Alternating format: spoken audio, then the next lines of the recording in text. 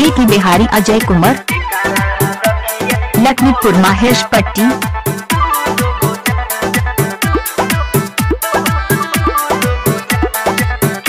DJ mix by Ajay Babu Lal चौक उजियारपुर।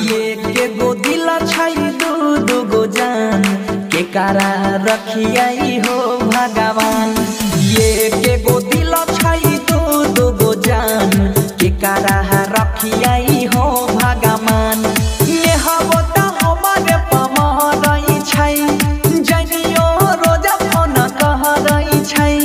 संकट में पैर गेलै पर ये कहीं गो दिला छई दू गो जान के कारा रखियाई हो भगवान।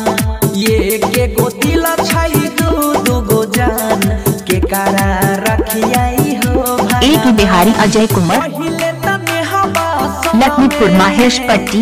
ले लिया ही दिल लगाई हो जनियो परल छई पीछा हो ही रहल ही अनियाई हो।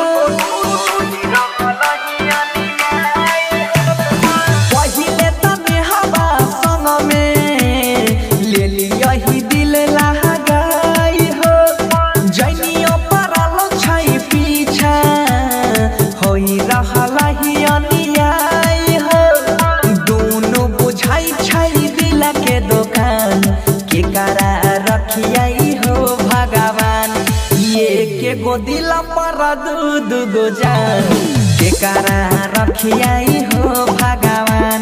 ये के गो दिला छई दू गो जान के कारा रखियाई हो भगवान।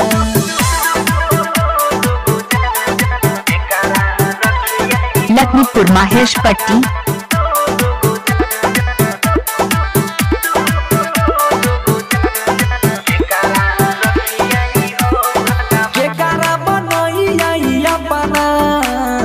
केकारा से करियई छल गलती जे भेलै हो के बता कर दे समस्या के हल।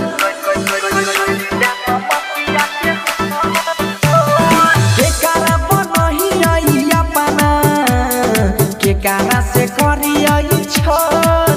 DJ mix by Ajay Babu Lal चौक उजियारपुर। हो के बता कर में समस्या के हल। सुधीर अंकित मनी सुहरान के कारा रखियाई हो भगवान। ये के गो दिला पर दू गो जान के कारा रखियाई हो भगवान। नेहबता हमारे पमरई लखीमपुर महेशपट्टी। रोज फोन करई छई खतरा में डोलै छै पर। ये के गो दिला पर दू गो जान के कारा रखियाई हो भगवान। ये कहीं गो दिला। एक ही बिहारी अजय कुमार, मोबाइल नंबर 8540963795।